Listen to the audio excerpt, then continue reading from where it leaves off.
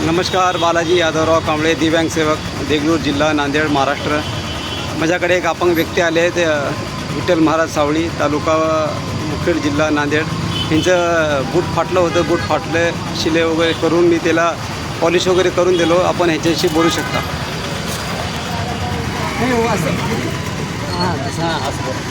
मी विठ्ठल महाराज सावळीकर आहे.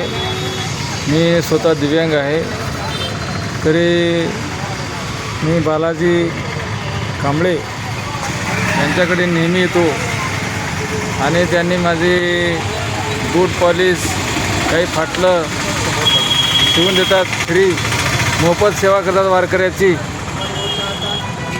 नाही, दिव्यांगाची सेवा करतात. तरी त्यांना द्यावे तितके धन्यवाद आहेत. मला तर वाटतं की यांना चर्मकार एक रोहिदास संत होऊन गेली, रोहिदास संत महाराज होऊन गेली. वर काय चर्मकार वंशामध्ये अशीच जनसेवा करत होते. तरी त्यांच्याच वर्तणुकीमध्ये किंवा त्यांचेच आदर्श घेऊन त्यांनी समाजाची सेवा करतात. तरी त्यांना द्यावे तितके धन्यवाद आहेत. आणि खरंच बरं काय परोपकार करतात. आजच्या ह्या युगामध्ये, धावपळीच्या युगामध्ये पैशाला लोक मरतात. तरी याने परोपकाराचं कार्य करतात, दिव्यांगाची सेवा करतात. आम्हा दिव्यांगांना गोरगरिबाकडे पैसा नसतो. तरी अशा काळामध्ये मोफत सेवा करतात, दिव्यांगाची सेवा करतात. तरी एक रुपया देणं मुश्किल ज्याच्याकडे असतं, त्या दिव्यांगांना यांनी बूट फाटलं किंवा उन्हाळ्याचे दिवस आहेत कसं जावं चलत बरं काय.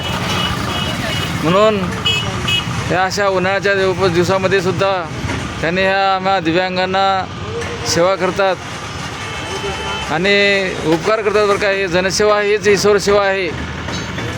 जे का रंजले गांजले त्याशी म्हणे जो आपुले, तूची साज ओळखावा देवतेची जाणावा म्हणतात ना. त्याप्रमाणे रंजल्या गांजल्या सेवा करणं हीच माणसामध्ये देव पाहतात. माणूस हाच खरा देव आहे. माणसात देव आहे बरं का. माणसाची सेवा करतात, मानवामध्ये देव पाहतात बरं काय. म्हणून माणूस हाच देव आहे.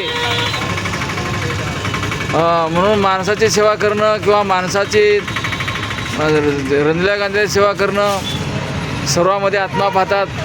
यांना देवा तितके धन्यवाद आहेत. तरी यांच्या कार्याला आमचं एक प्रेरणास्थान किंवा यांना द्यावे तितके धन्यवाद आहेत. किंवा यांच्या कार्याला एक उत्साही व्हावं, उत्साह निर्माण व्हावा ही एक अपेक्षा निर्माण आहे. यांना आयुष्य वाढावं, ईश्वरानं यांना दीर्घायुष्य द्यावं हीच माझी ईश्वरचरणी प्रार्थना आहे. धन्यवाद. चला.